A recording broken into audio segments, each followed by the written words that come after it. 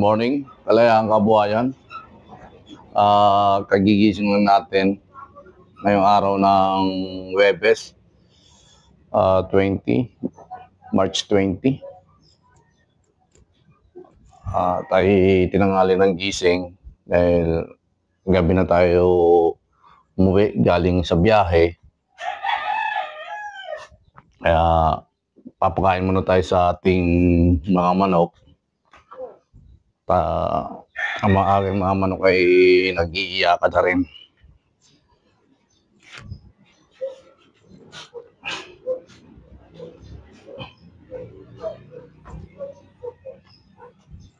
Aking mga manok.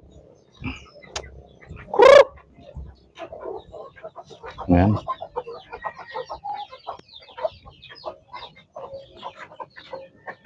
May bagong pisa tayo na sisiw. Bababaan natin ngayon. Kailangan daming bugok eh. Sayang.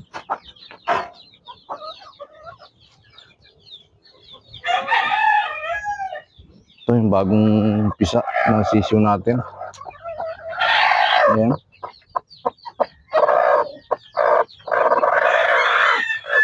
Apat lang ang sisiw nito. Ang daming itlog nito. Ang itlog nito eh 15 piraso na itlog. Pero ang napisa eh 4 lang. Kaya marami yung bugok. Ayan, ang daming bugok ko. Oh. 4 na piraso lang ang pisang sisiw. Mas marami ang bugok. Sayang. Kukunin natin. Lalagyan na natin sa labas.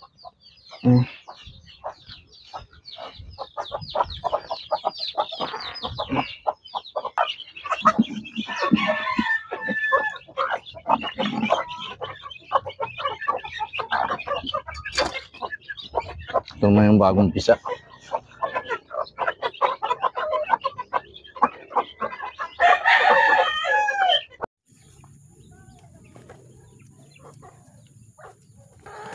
Ayan. Kumakain pa rin sila hanggang ngayon. Ayan. Ayan, sisiw ko po. Ayan. At yung malalaki naman pa kakainin ko.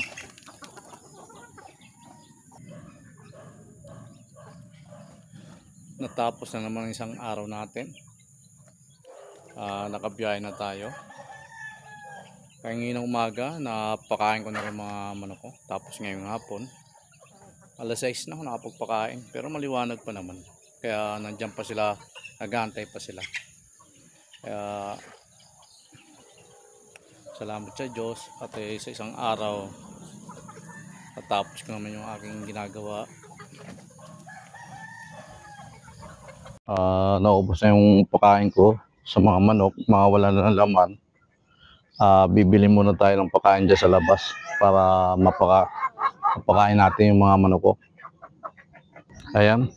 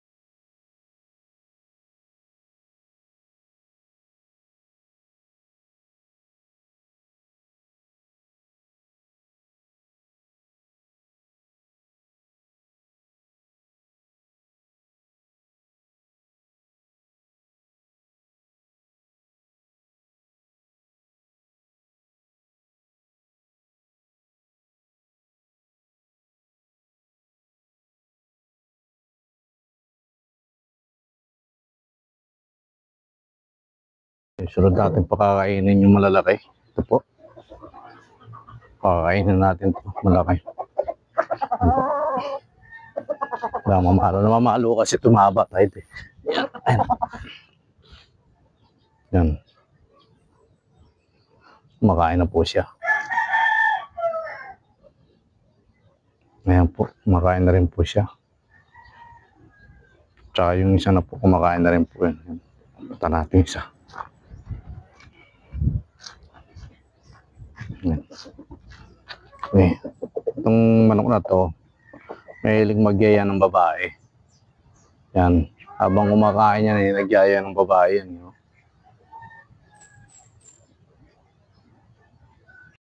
Magsisiga muna ulit ng ating mga basura.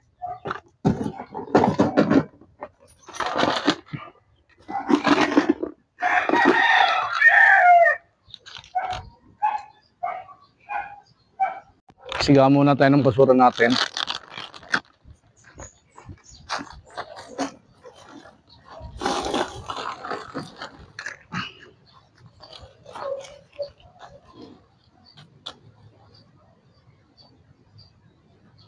Dahil pabago-bago yung ano rito, minsan naulan hanggat maaga.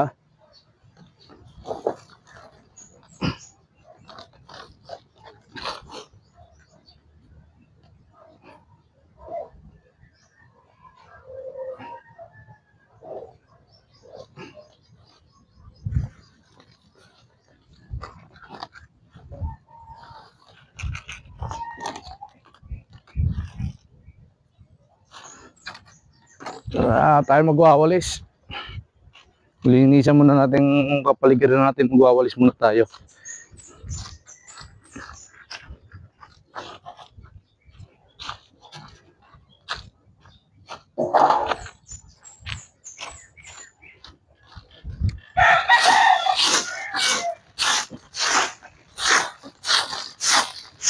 Para malinis naman yung mga dahon-dahon, masunog at mausukan yung ano, mangga. Oh, sayang ang mangga, walang bunga.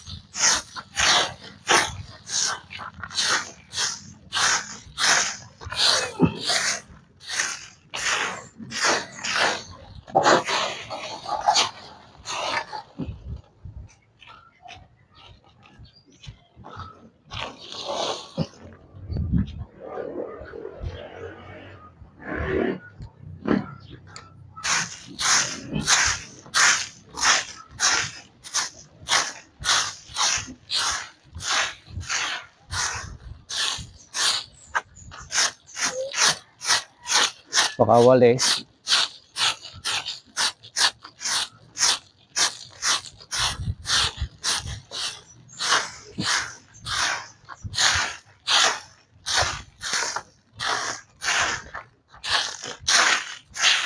Ang ngigsi na walis ko, liit.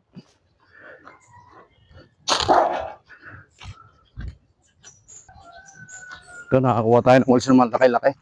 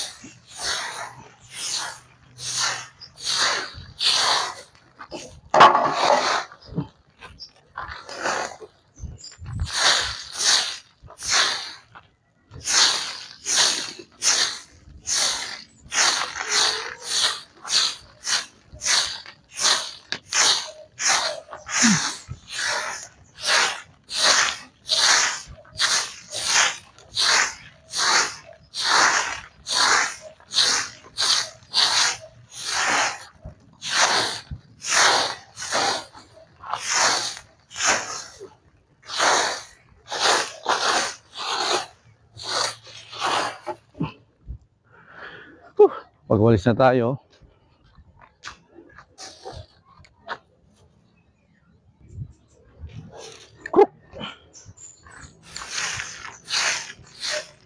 Dito sa lagayan natin ng manok. Puro daon na rin, oh.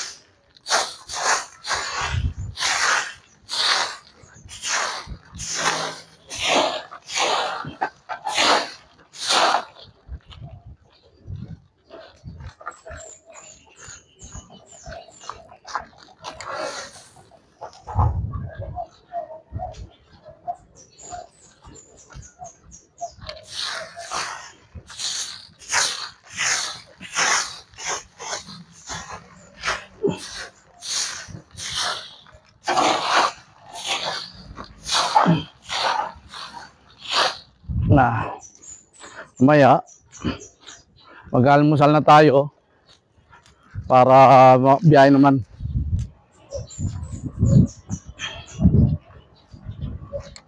May pinagawa pala akong lagayan ng tawag doon, paan ng lamesa. Papakita ko po sa inyo. Ito po yung pang pinagawa ko, lamesa, yan. Oh. Yan po ang pinagawa kong lamesa sa pote.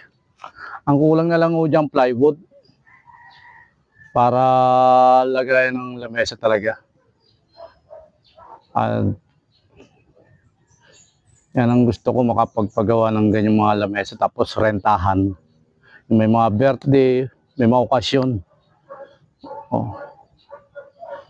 Isang hanap buhay rin yan na maganda. Kaya kunting tiyaga lang. Bali, ang pinagawa ko na sa 2, 3, 4, 5 ng ganyan.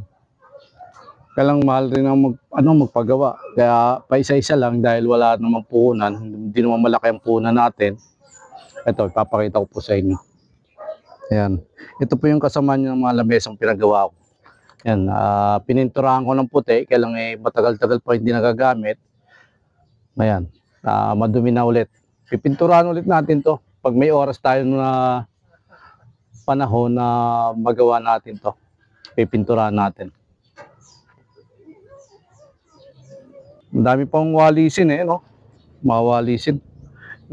Yung mga langka natin. Ayan, may mga binalt na tayo na langka. Ayan. Oh, kaya meron tayong langka na kinuha, hindi natin nabalutan, nabulok. Pero pwede pa naman siyang gulayin. Magugulay pa naman natin to. Ito. Ayan po yung kinuha ko ng isang araw na langka. Ayan. Kaya nabulok ko. Pero pag naman natin, tatanggalin lang ng bulok, magugulay pa yan.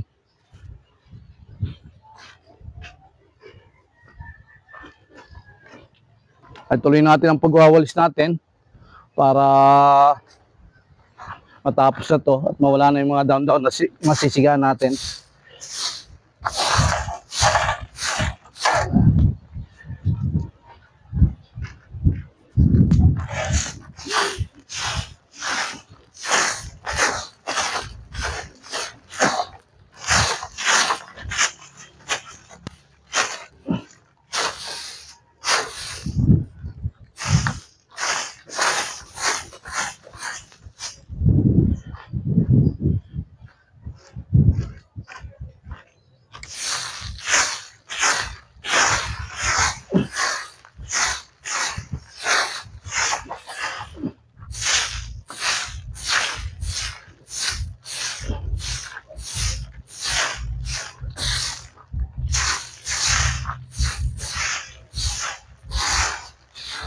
Dakutin na lang natin dahil malayo-layo yung pagsusunugan.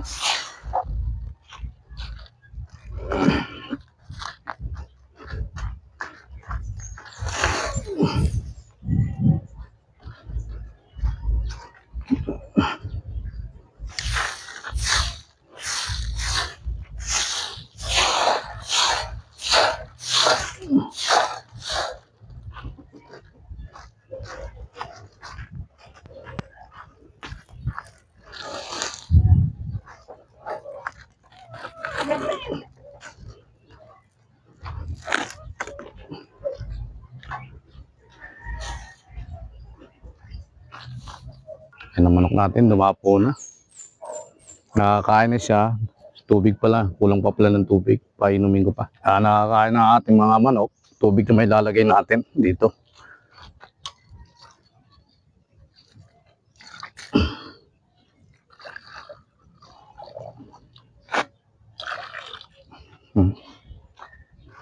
Tapos yung kabila naman, ayan, umuusok pa. Tubig na naman rito para makainom. Ayan. Di pa kasi nainom ng tubig yan.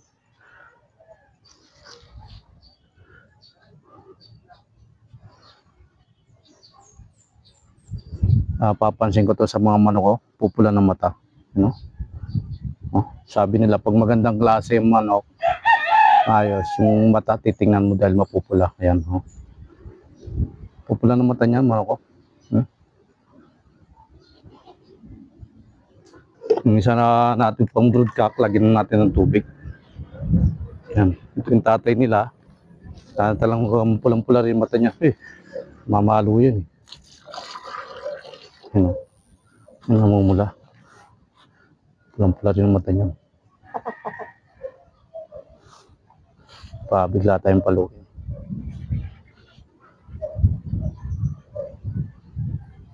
Jeep. Tayo mag-check muna sa jeep natin.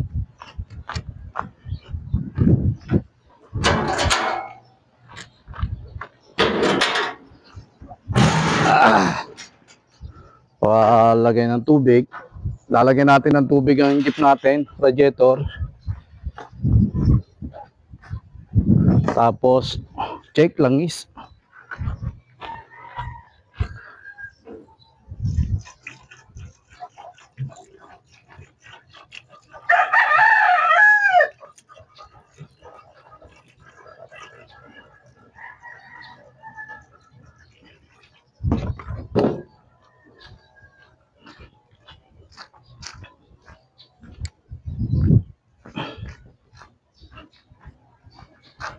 Check na tayo ng langis.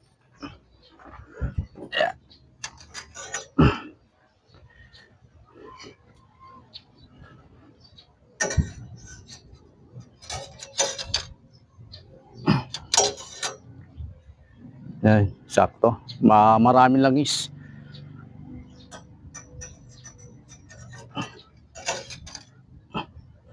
Check sa fluid. Yung fluid titingnan natin. Ayun, hindi nagbawas. Pero titingnan mo pa rin mga gulong. Yun na yung mga mitagas.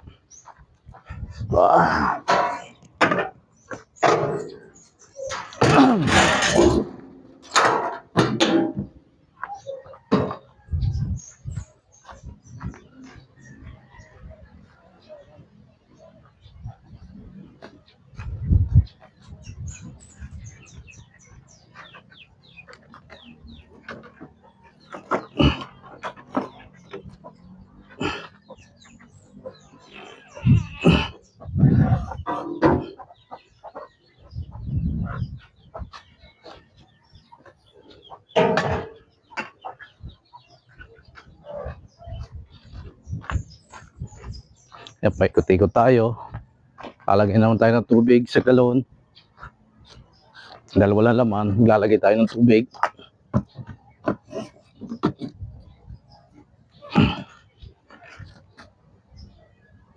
Tapos na tayo lahat. Nakapagwalis na tayo, nakapagsiga na tayo. Pakain na natin yung manok. Kaya, papasok na tayo ng bahay. Tayo naman ay mag-almusal na. Magkakape tayo. Pero ano oras na? Talagang ang isang oras, 2 oras dapat talaga maaga ang gising Dahil para makapag-prepare ng maaga. Ayan, papasok na tayo ng bahay natin. Si Commander wala rito, umalis, may pinuntahan sila. Kaya ako lang mag-isa rito sa bahay ngayon. Kaya mag-almusal tayo, magkakape tayo. Ginit tayong tubig.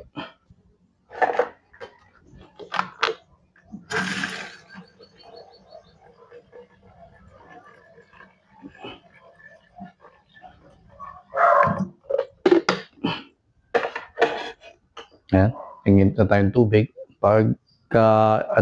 Pagtimpla na tayo ng kape. Pagkape muna. Sa umaga, kapag ganito ginagawa natin, pagkain sa manok, paglinis, pag-almusal, biyahe ng jeep.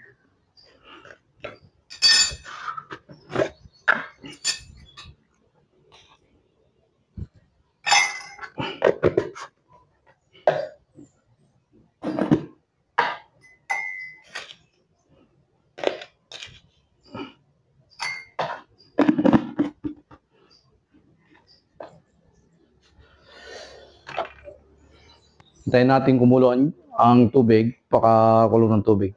Tsaka natin sasalin. Kunin ko pala yung dalawa kong sisiyo. May dalawa kasi yung sisiyo sa kulungan. Talagang kinukulong ko dahil baka mawala. Alam mo naman dito, sa mga gusto nila kunin lalaki. Kaya meron ng lalaki rito dalawa. Nakakulong talaga. Dahil maliliit pa sila na binuhay ko na lang. Yan. Ito po sila. Yan.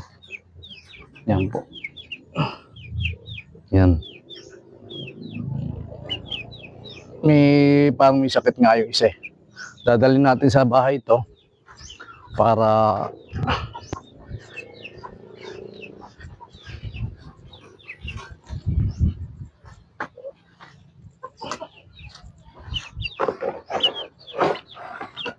yan.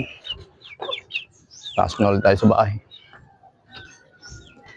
Tibit ko na.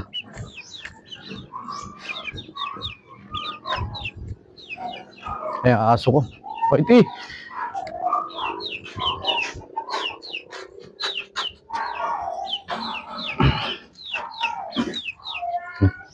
Dito ko nilalagay yung aking manok na dalawa. Aso ko naman siya. Pakalambing nito. Liga! Liga dito! Ay, lumapit. Oh. Pero ganyan yan. Kung tinatawag ko yan, ganyan yan. Talagang bago. Ayan. Paiti! Pasok tayo sa loob ng bahay. Tingnan natin kung umulo na yung tubig. Umukulo na. Yan. Habang nagantay tayo ng mainit na tubig, manood muna tayo ng pilik ng TV.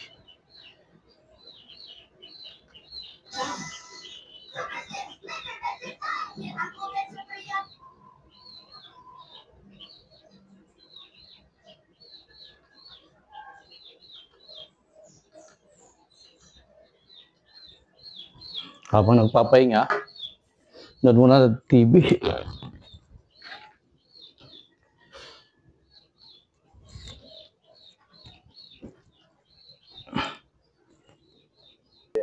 Yan ang pinapanood natin, yung mga pagpapalain ng mga manok. Yan. Fast forward na lang natin. Yan, magkapakain.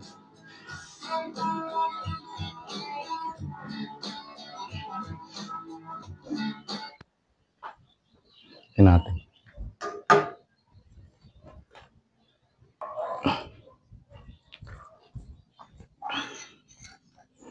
Ito yung kape natin. Lagyan na tayong tubig.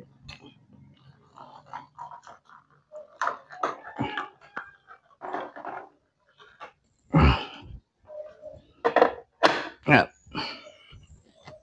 Haluin na natin. Tapos, balik tayo dun sa pinapanood kong sa TV, sa YouTube, yung pagpapalain ng mga manok. Paano mag-alaga ng manok.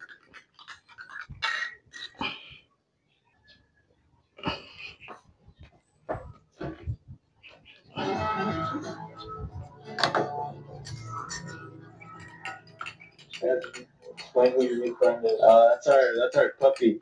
That's Yeah. a single pup. Habang nag-aantay ako ng nagpapahinga, yan. Nanood ko na sa YouTube ng mga She's cool with the chicken. She's good with the chicken. She doesn't pag-aalaga ng manok. or anything. But right now we have her tied up just because she decides to jump on people. We don't want that right now. Yeah. All right. Why do you let this one roam around? That one roams around just because it's a little stack. I mean, we like to leave some stacks to roam around, not all of them, but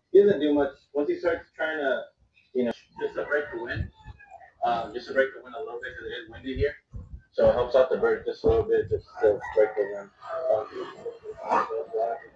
Just that way they're not so cold and they're always like all hunched up and stuff. They're nice and free, and then I also like to protect their feathers.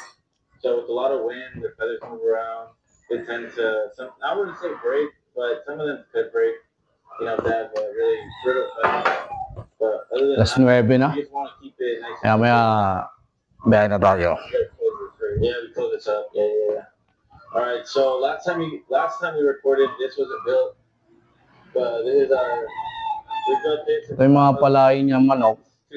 Itong kanyang lalagyanan eh. Oh. But yeah, we built it just so that way I can breed in here.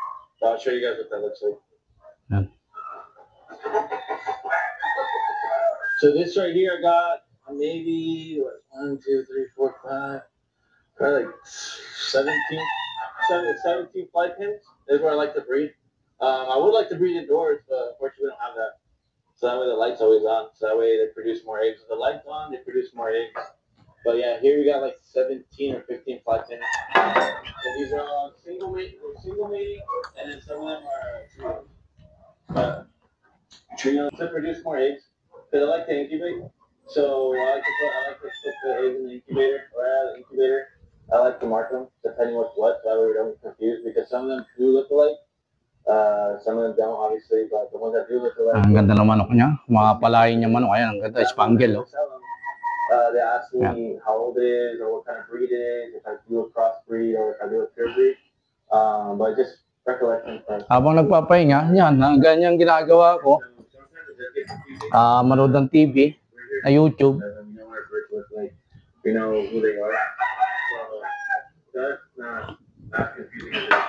But to someone else, if you guys that bird, that chicken, Papatulo na tayo ng tubig sa CR natin. Para makaligo na tayo. Yan. Papatulo na tayo at maliligo na ako. Makulimlim na naman rito sa silang. Ayan, tingnan nyo naman po. Alas 9, dapat may araw na. Pero ngayon makulimlim eh. Parang babadya naman na ulan. Pero kanina, umaambon-ambon na. Ayong mga mangga namin, no? Walang bunga, walang bulaklak. Sayang.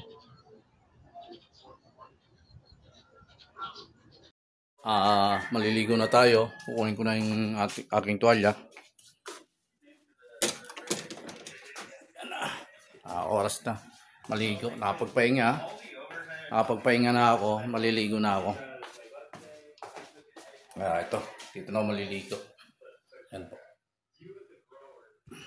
Na tayo.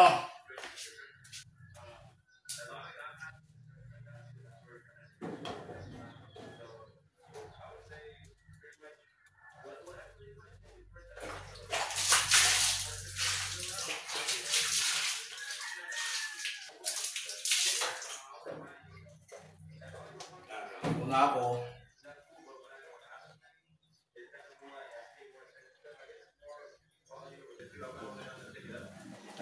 Kalayang kabuhayan. Maligo na tayo. Tayo magbibihis na. Bihis natin. Tayo ibabiyahin na.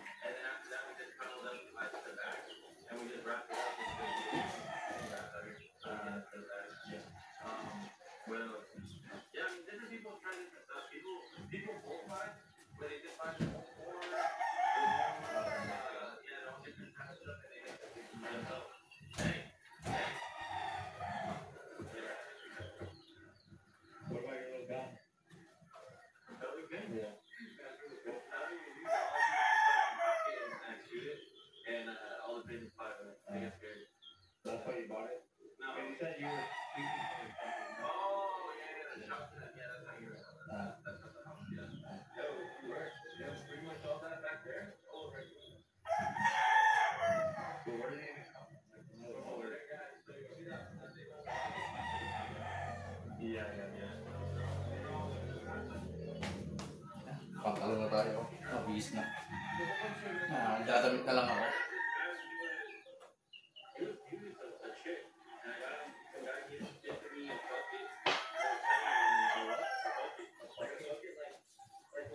Tapos na tayo maligo, papatuyo na tayo ng paa natin, magsasapatos na ako.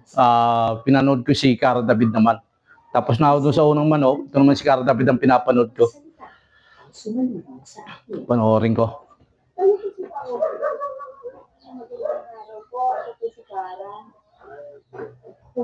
Ay, nanonood akong ito, ano naman. Yan, nanonood ang ano, habang nagpapatuyo ng paa ko, papatuyo. Dahil may medyas pag basa pa yung paa eh. Nagkakaroon ng amoy, tsaka nagpapawis. Napapasma rin. Panoorin natin balik loob sa Cara David.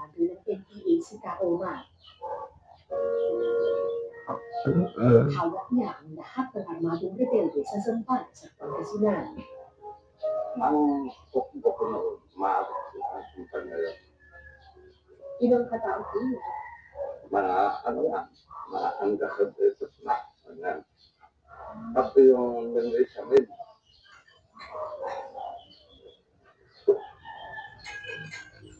Anak ng isang magsasaka, simple lang daw ang buhay niya noon. Pero taong 1986, nagdesisyon siyang iwan ang pagsasaka kapalit ng pakikibaka. Habang naghihintay ako, matuyo pa ako. Nanonood akong pelikula ni Cara David. Siyang umawak ng armas.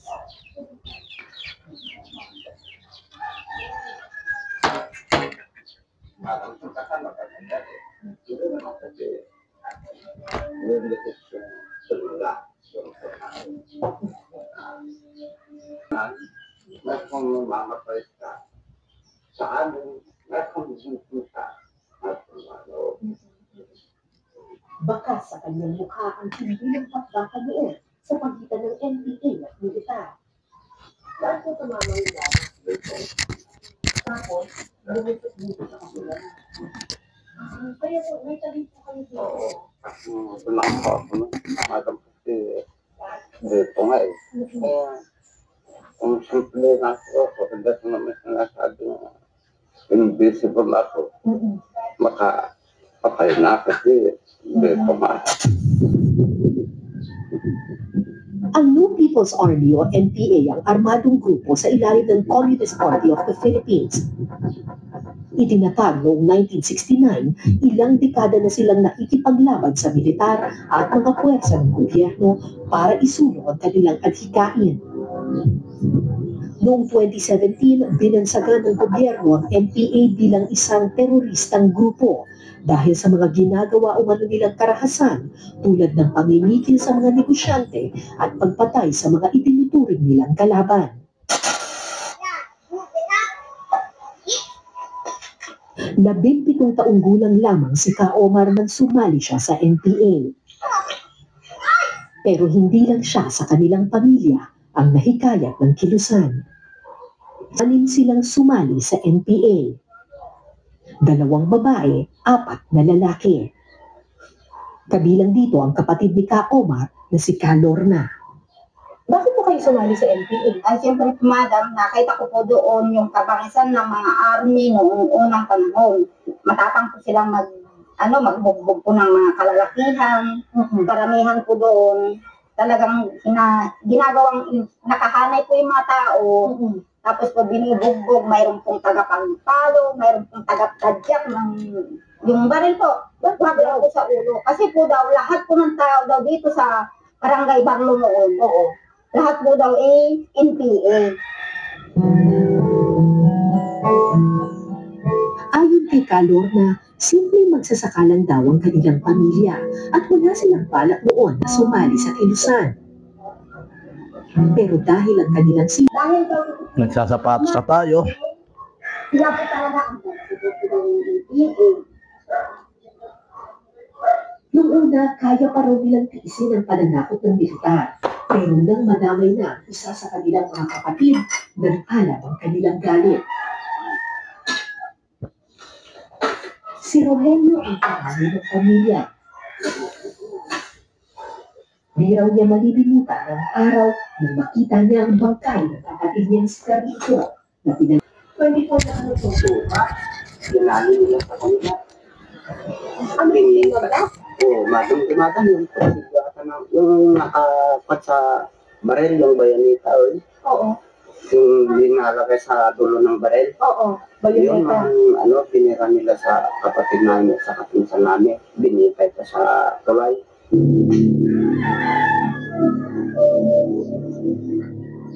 Mula noon, ang dating tahimik na pamilya ng mga Mansano nagdesisyong sumati sa kilusan. Para makaganti rin doon sa ginawa nila sa kanila. Kung buhay mong inalis, buhay din ang ipakalin. Ganun ang ano namin talaga noon. Then, siyempre, Tapos na tayo maligo, napanood na tayo, nakapag-sapatos na tayo. Ito, napanood ko na rin kay Carl David. Mamaya na natin tapusin yan. Tayo pupunta na sa jeep at tayo babiyahe na. Ayun na, nagkantay na yung jeep ko. At tayo mag-start na sa jeep na.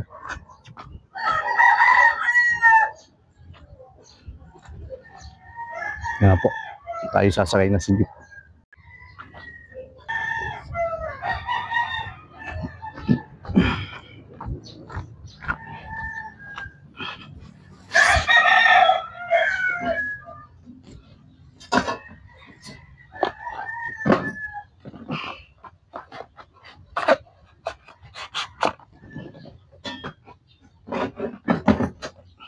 Mapapainit na tayo ng jeep.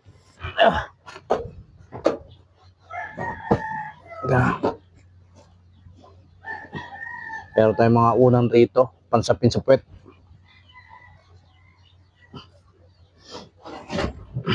Yun nga lang.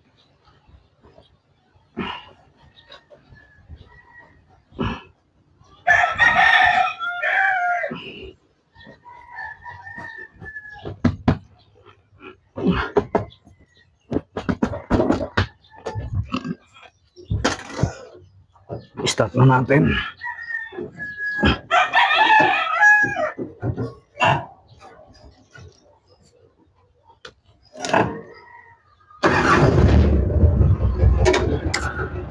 Start na tayo.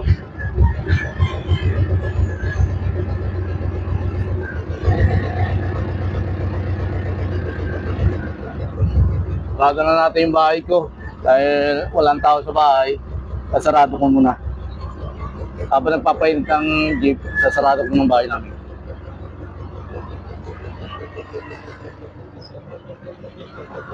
Sakay na tayo.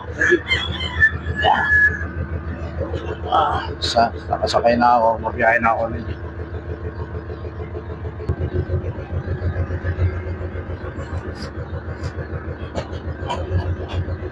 Biyahe na tayo ng jeep.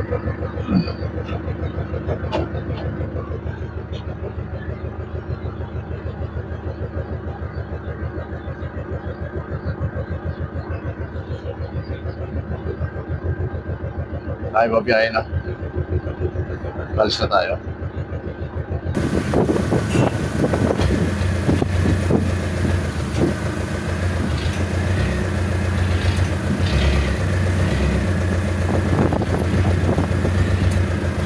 Biti! Pantay ah! Pantay mong bahay natin, pantay mo yung mga manok natin. Walang tao dyan. Away ti! Ha? Kararating lang natin galing sa Pote. Hindi na ako kumain sa Sapote dahil pagdating ko doon sa may Sapote, dumiretso na ako, hindi na ako bumaba. Hindi ko na naisipan kumain sa may Sapote, kaya dito na ako kakain sa bahay. Wala naman si Commander, kaya samahan niyo ako kumain dito. Kalayaan Kabuhayan. Bali, ito po yung binili kong ulam. Shanghai na gulay. Tapos, hindi naman ako nagsaing. Bumili na rin ng kanin. Tapos ito may adobo, ito binili ko. At ngayon pala ako kakain. Kasama na merienda nito. Ay, sasali na natin yung ating ulam na binili.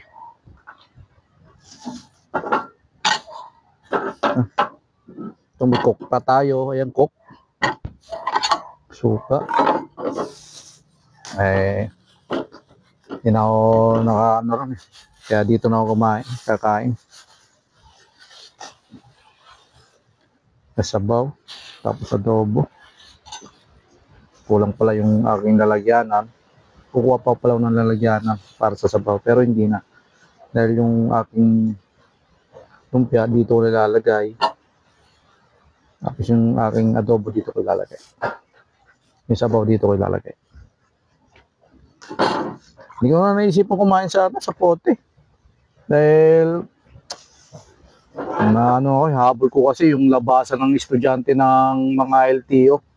Dahil maraming estudyante kasi, kaya hindi na ako nakakain sa ano. Kaya dito na ako kakain sa bahay. Wala naman si Commander, kaya ako na lang kakain dito. Kasama na merienda nito. Yan, binili ko sa labas. Yan. Tapos adobo, yan. Adobong baboy. Samahan niyo ako. Wow, sarap, parang sarap ng luto ng adobo. Binili ko dyan sa Dano. Ito, adobo. Tapo ko yung ano, plastic.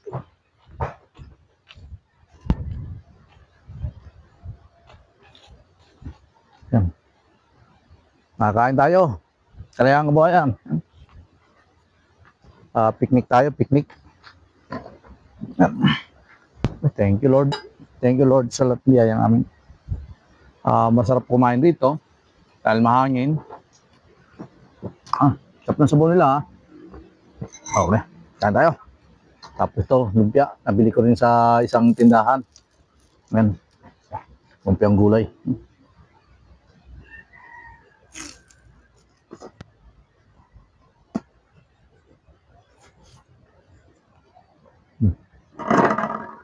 Adobo.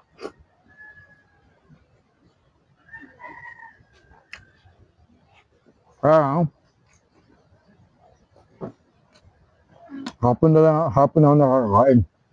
Dahil, yun nga, sabi ko kanina, pagdating ko sa pote, medyo traffic rin. Kaya hindi ko na naisipan bumaba para kumain. Dahil biglang pagdating sa pote, ikot na ako.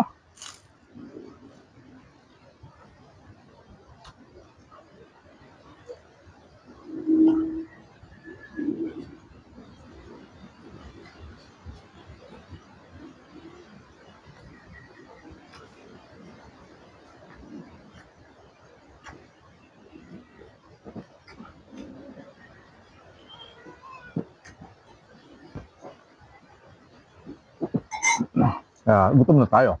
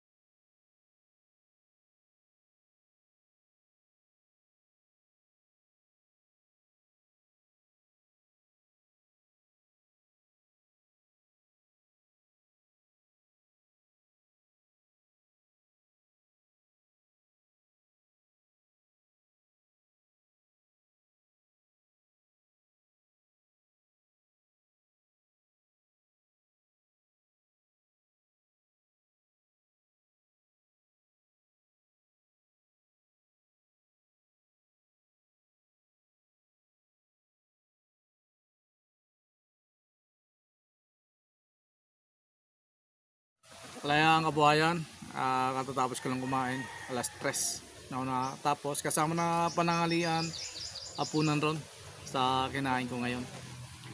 Kaya alas 4 na tayo ulit babiyahe ng hapon. Hindi na ako, pagdating ko sa Pote, hindi na ako kumain ron eh. Ang habol ko kasi yung labasan ng LTO, IMUS, mga estudyante marami ron sa IMUS, kaya pagdating ko sa Pote diretso na ako. Kaya ngayon lang ako kumain, hapon na.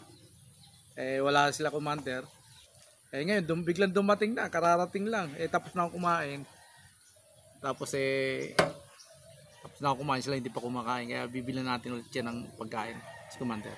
Paalam, kalayang kabuhayan.